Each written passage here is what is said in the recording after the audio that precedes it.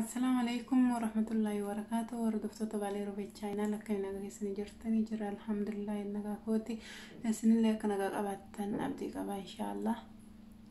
وروني channel كيا فارتاتن سبسكرايب نافقودا وروني قركي سجرتن مو لايك شير في كومنت كوجو يادا كيسنا قودا سننجلا هذا مويو يادا وين قبا ياد نكون اللي سموني كان كما ارغا جرتن سوشيال ميديا كان رت واحد دو ديما تربيتنا كيسه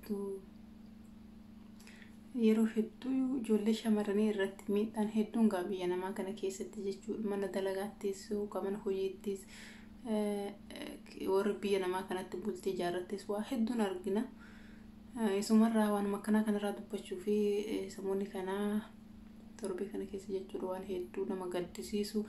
Abbaan manaa jaartii ofii uffata irraa baasee qullaasee haala nama gaddisiisuun haala nama dhagahamu. Video waraabaa yeroo inni reebuu fi yeroo inni tuma argaa turre namni argin jirtan jedhee yaadu anillee kanarratti yaada mataa kiyyaa waan akka nama tokkotti nan dhagahamu akka dubartii takkatti waan dhagahamu dabarfachuun fedha. Maal isin fakkaata yaadni kiyyaa ammoo ani immoo zamoonni video waraabuudhaaf haalli namni jennee video waraabne malee hedduun hordofaa ture garuu jechuudha. Maaliif akka akkas godhee maal tokko gochisiisu akka dandeessisu waa hedduun hordofaa ture. Hoomata akka wanta mataa qabdu yookaan ammoo wanta firee qabdu agarre jechuudha. Waan wallaalummaa isaarraa ka hafe malee namni tokko jaartii isaa jechuudha. Hatta reebuu miti nama fuuldurattuu ka hiriyaa si fuuldurattuu jecha badaa jechuun akka mataa kiyyaatti natti dhaga'ama natti hin tolu. Abbaan manaa kiyya hiriyootti fuulduratti jecha badaa akka yoonaan jedhe natti hin tolu akka mataa kiyyaatti. Inni immoo kana mararrayyuu dabarsee reebaa video waraabaa qullaayisii uffata irraa baasaa irraa ciccira waraabee gadhiisee jechuudha. Maaliif akkana gootee jedhamee gaafatamee yeroo jedhu deebiin inni kennaa ture yookaan ammoo na dhiiftee yaada baate minaamin jedha. Isillee yaada kanarra dabarfatte qabdi jechuudha. Akka gaafatamteetti jechuudha. Akka oduu dhageenyutti ani qaama kiyyaanis nagarree isa sargeen gaafannee akka argaa jirrutti jechuudha. Maaliif kana goote yoo jedhaniin na dhiiftee yaada baate. Isin immoo akka jettetti ani isa dheefa jalaa bahee sossobee na deebisee manatti akka nan tume ka jettu jechuudha. Akka mataa kiyyaatti isoo dhiirayyuu ta'e akka mataa kiyyaatti isoo dhiirayyuu ta'e dubartiin takka na dhiiftee yaada baate na dhiiftee dhiira biraa hojii yoo deemte na dhiiftee yoo bakka biraa waan akkasii ka deemtaate wanti gabaabaan gochuu danda'u hin jira hedduu jira. Qixaatiin yoo qaxxoo barbaade qixaatiin akkanaa miti. Nama qaxxoo jechuun akkanaa miti. Namni jaalalaan wal qaxxaa waa hedduu wal qaxxaa. Inni ammoo ilma dhiiraa ta'a dubartiituma viidiyoo waraabuun kun isiif qixaatiin miti wallaalee isaa agarsiisa. Inni beekumsarraa duwwaa akka ta'e waan takka akka hiyyaanne akka mataa kiyyaatti yaadudha yaada namni kun maaliifiyyuu akkamitti namni tokko dubartii takka video waraabaatuma jalqabumayyuu dubartii tumuuniyyuu jalqabumayyuu gadhaamtummaa isaa mul'isa. Dubartiin kabajamtuudha. Obboleettii isaati, haadha isaati, jaartii isaati, jaalallee isaati, waa hunda isaati.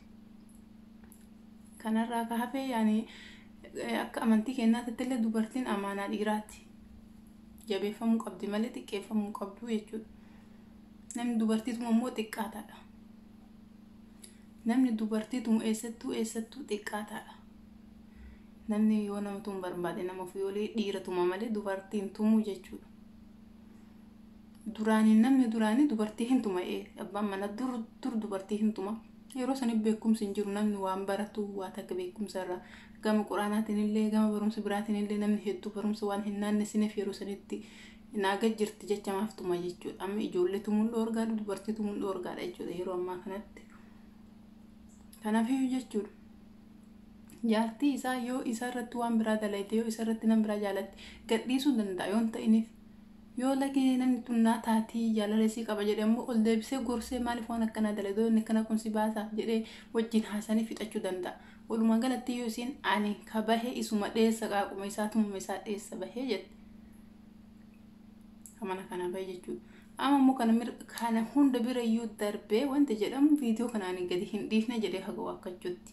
Inni gadi hin dhiifne ishee ka waraabe hooyannuun hiriyaa isiitti dhufee waraabee yeroo inni tumus duuba inni gadi hin dhiifne. Ani hiriyaa isiititti ergee akka hiriyaan isii ilaaltu hiriyaa isiititti ergee hiriyaan isii gadhiifte malee ani gadi hin dhiifne jalqabumayyuu jaartii ofii tume hiriyaa isiititti erguu maal mul'isa? isi xiqqeessuudha walumaa galatti abbaan gadhiisa iyyuu gadhiisuma gadhiifte miti amma viidiyoo waraabaa tumuun sun iyyuu jalqabuma maaliif barbaachise jaartii teeti jenni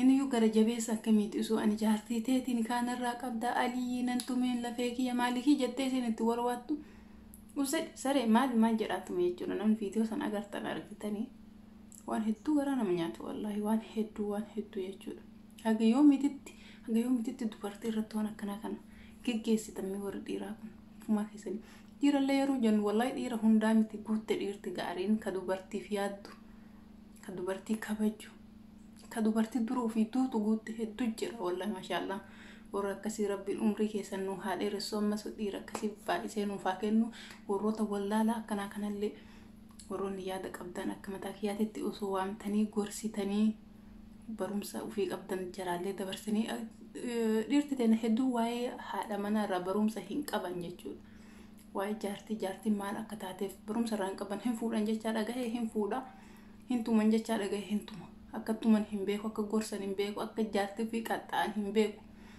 jaartii fi qaxxa'uun hooma jiru yoo si waa balleessite adabuun hin jira jaartii fi adabni sun garuu akkanatti miti namni jaartii fi jaalalaan adabuu hin danda'a jaalalaan jechuudha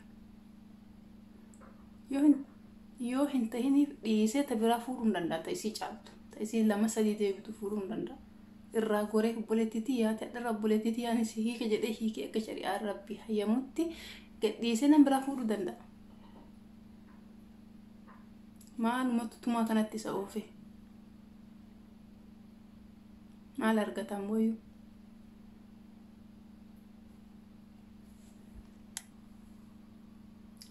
tokko immoo kana ajaa'ibsiisu warroota koomentii barreessitan hedduu takka nama ajaa'ibsiiftan hedduu takka aliyyi dhiiraa aliyyi gootaa bagaa itti tolchee dubartii akkas taatu akka godhuudha akkas jedhee warroonni haamilee godhanii yaani chuutti jedhantu jira jechuudha nama koomentii jalatti argitte akka namni kun balleessaa ofii irraallee hin deebine irraallee hin baranne warri godhu wallaalummaan akka isaa hedduu jira jechuudha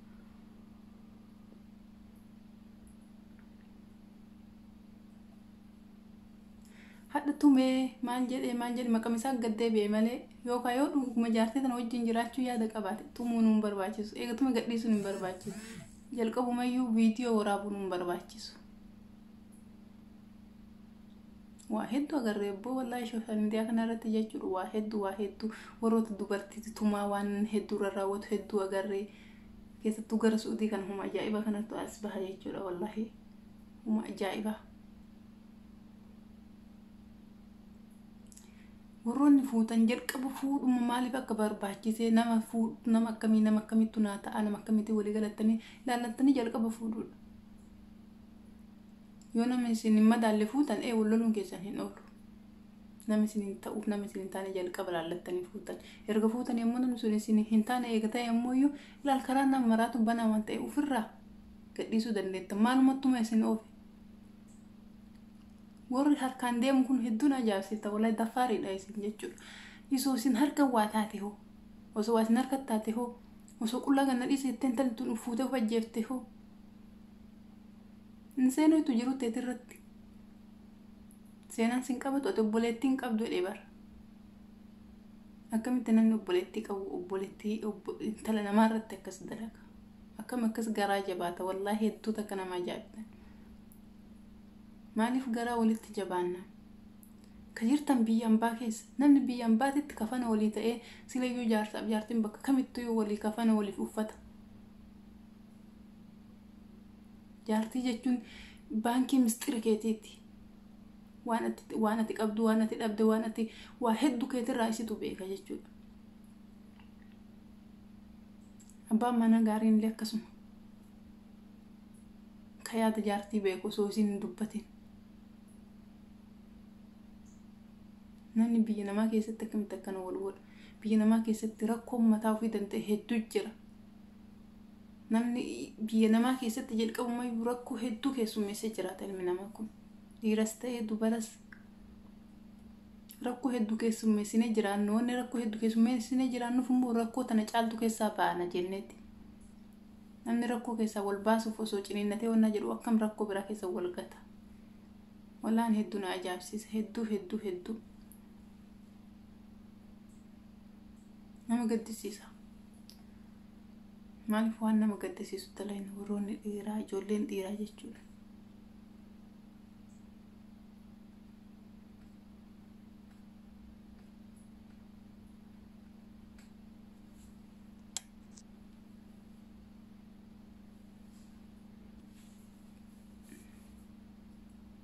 Osoo jaartii ta'e namni yookaan obboleettii ta'e jechuudha jaartii miti. Osoo obboleettii ta'e namni akkas godhee gadhiisee atiin hadha akkana gootetuun maaltu sitti dhagahama. Viidiyoo waraabee gadhiisu miti obboleettii ta'e abbaan manaa isii osoo hin dandeettu. Jecha badaa osoo inni jedheen hin dandeettu. Taati hadha of jalaa qabdu sunillee obboleettii namaati bar. Obboleettii namaa of jalaa qabda. So biyya keessa jiraatte yookaan akkana gootee yookaan isin fira qabdi ta'a. Biyya namaa kana keessatti osoo ta'e feete illee tumtee maal jettee gara gadi baatuun qabdu gaafa gabbaate immoo maqaa dhibba qabdi. Hadha yookaan isin tumama kee dadhabdee qaaqa kee dadhabdee gabbaate yookaan ijoollee hiriyyaa bira bulte ta'a. Kaati jettee immoo dhiira bira bultee dhiira baasi binaan hin jette dhiira biraa dhaqee fuudha jette. Gabbayan maqaan dhaban si jala teettoo qaaqa kee dadhabde gabbaatu maqaa. Isoo biyyoo fi keessa jiraatte maatii ofii bira dhayxee sitti aarte yookaan ati tumtee isii maal jette miiti dhayxee maatiitti himatti yookaan maatii kee bira dhayxee maatii keetis himatti yaaboon irraa dhoggaatte yookiin maatii ofii bira dhayxe biyya namaa keessa mukkun martuu hin jiru bakki dhaqan hin jiru. Way qaaqa isaa dadhabee gaduma baheetumaan qilleensuma fudhadhaa xiqqooma yoo jette immoo maqaa dhibba argattee deebite jechuudha. Yoo ofii walii hin yaadin yoo rakkoo ofii walitti himatanii walii hin furin namni namaan furu. Yoo walii hin ta'in ammoo wal gadhiisa malee namni akkana wal hin godhu.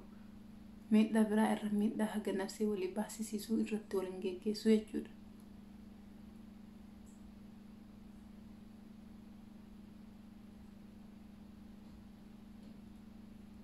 Jaalattus jibbitus fuutee ishii jaartitee uf jalaa qabda maali miidhaa nagana ga'e.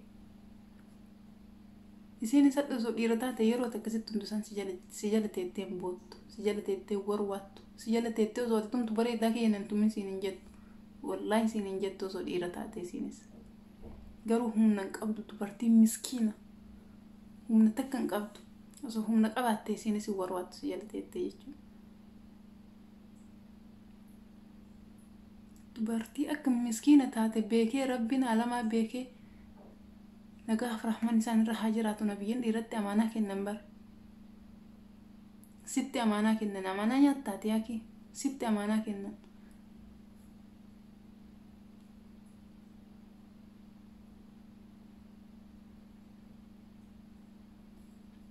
Waan hedduu nama gaddisiisu. Hedduu. Amafammoo warroonni koomentii jalteettanii dhiira goota maal jettanii harka tumtanii kun gootummaa miti wallaalummaadha malee gootummaa miti gootummaan kanaa miti goota yoo ta'e dhaqee biyya keessaa yoo rakkoo hedduu jira haalolu yoo gootummaan akkana isa godhaaraate jechuudha. Biyyi lola jirti dhaqee biyya keessaa haalolu goota yoo ta'e dhaqee boobatti hin dabalamu hin lolu uree muka galee gootummaan dubartiirraa agarsiisa wallaahi gootummaa miti. Dhiirummaas miti gootummaas miti wallaalummaa beekumsa irraa duwwaa ta'uudha akka mataa kiyyatetti jechuudha. Namni beekumsa qabu tokko jaartii ofii akkasitti hin tumee gadi hin dhiisu viidiyoo hin waraabu. Yeroo ammaa kanatti warri mataan isaanii laal kaa'e wanni ta'e beekumsaan dabalamee beekumsaan coome jechuudha warri beekumsa sirriitti qaban. Gaafa jaartiin eelee dhaabdu isaan immoo waxii tolchaa jiran. Gaafa isin gabbaatee waa bittu daa'ima dhiqanii guddisaa jiran amma. Hedduu jira dhiirti barumsa qaban maashaallah.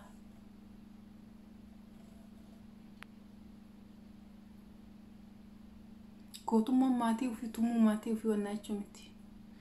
Jaartii ofii satirii ofii gabbaasanii alatti viidiyoo waraabanii uummata mul'isuu miti laala daawwadhaadhaan viidiyoo waraabanii. Gootummaa jechuun osoo jaartiin ofii qullaa deemaa jiraatte ofii isii ol darbanii ofii dura dhaabatan garte osoo isin qullaa gabbaa jiraatte jechuudha. hagamiyyuu badduu yoo taate hagamiyyuu hamtuu yoo taate jechuudha. Satiriisii gabbaasee qullaa akkasitti muunsuun gootummaadha jedhee hin yaadu. Wallaalummaa irraa aakira. Wallaalummaa irraa maacarrashaa isa dhumaa jechuudha. Wanti hagana wallaalaa addunyaa kanarra hin jiru.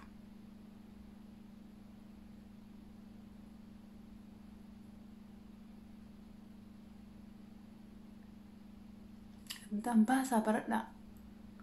Maali gootummaan, maali dhiirummaan, maali beekumsi, maali wallaalumsi addaan baasame. Isuma addaan hin baasin marumaayyuu harkuman tumina.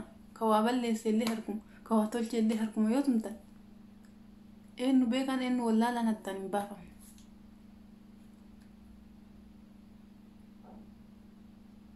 Warri hadha ebalu goota jettanii harka tumtaniif kun osoo obboleettii ta'e taate isiin sun akkas hin jettan. Wallaahi osoo obboleettii ta'e taate akkas hin jettan. Akkam obboleettii akkana godhe jettanii bakka inni jirutti fuutanii qabdan. Warra harka tumtaniif sun jechuudha.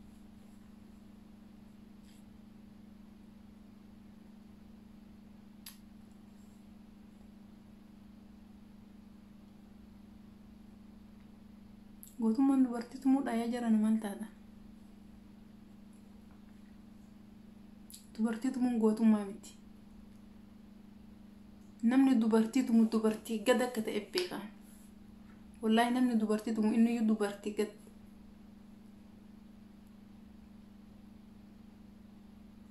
Isa yoo angaraana nyaate soo inni akkasitti tumaan siin dhiira qixxeessee hin beeku ani si jaaladha ebaluu kiyya maalii kiyya jettee siin itti warwaattu sanii ka garaana nyaate. Wallaahi soo inni akkasitti garaa jabaatu inni bineensa ta'ee dhagaa ta'ee isiirra dhaabatee isii tumu. Yaa Rabbi mi jirti dhiirri takka bineensaa wal qixa. Wallaahi laziim bineensuma wal qixa. Isoo siin akkas warwaattu gara maaltu isa jabaatee isattuma yaakii guyyaa takka illee taatu wajjin nyaatanii. Waa isan goone waa isarraan balleessine fira isarraan ajjeefne isan miine yookaan dhooytee isan madeessine akkamitti. Yoo deemte yoo qaama ofiitiin deemte ka gaafatu Rabbi malee isaan yoo miti. Isallee isiin isa eegan jirtu yoo Rabbiin sodaatee ofiif eege malee isiin hin eeyitu isayyuu jechuudha. Yookaan inni sanii ol dalaga ta'a.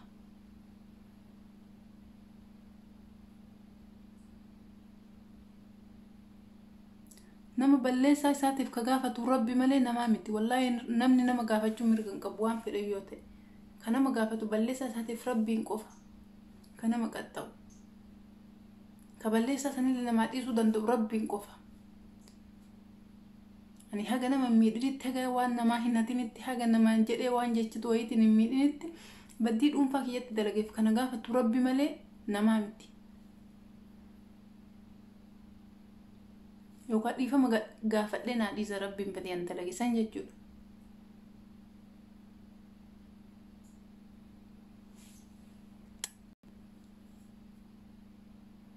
Isiin waan akkasii sanii yoo dalayde uf miite malee nama miine yaa kissi miine uf miite. Akiraa ufii miite qabrii ufii miite. Si wanni siin geette yoon jiruyyuu yommuu akkasii ka dalaydu taate. Rabbi si haa araarama bulettitee gadhiiftee irraa baatee halaalan bultii jaalachuu osoo dandeettu akkamittiin tumte akka ishee akkasii qaxxaate badii isii sanirraa dhiixee jechuudha moo akkam? Ati akkasii qaxxaate badiin isii sun dhiifamtee fi Rabbiin bira yommuu isiin waan akkasii ka dalaydu taate isiif Rabbiin waliin beeka isayyuu dalaguu dhiisuu dandeetti dalaguullee dandeetti. Yookaan akkuma jette immoo qaaqa kee dadhabdee bahuu dandeetti jechuudha.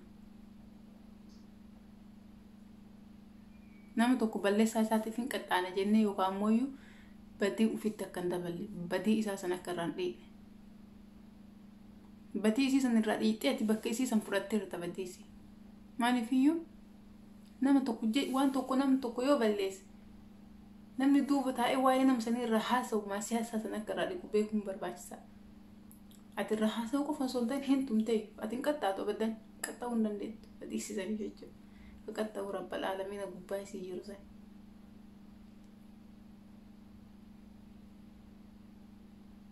Kanaafii jechuudha ijoolleen keenya walumaa galatti warri dhiiraa dubartii takka isin taate wajjin jiraadha yoo isin hin ta'in irraa gora tumtanii viidiyoo waraabdan nutti gadi hin dhiisinaa yaakii.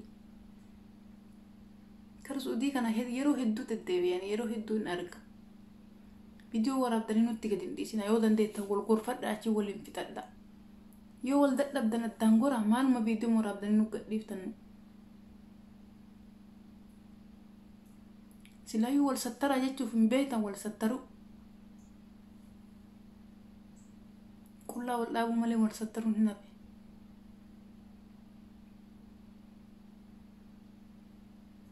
aboo rabbi isin haa dhiisu wallaahi rabbi isin haa araaramu ani yaanni kiyya kanuma abboleessa kiyya rabbi si haa dhiisu sillee waan akkana kanarraa balleessaa qabdaa akka mataa kiyyaatitti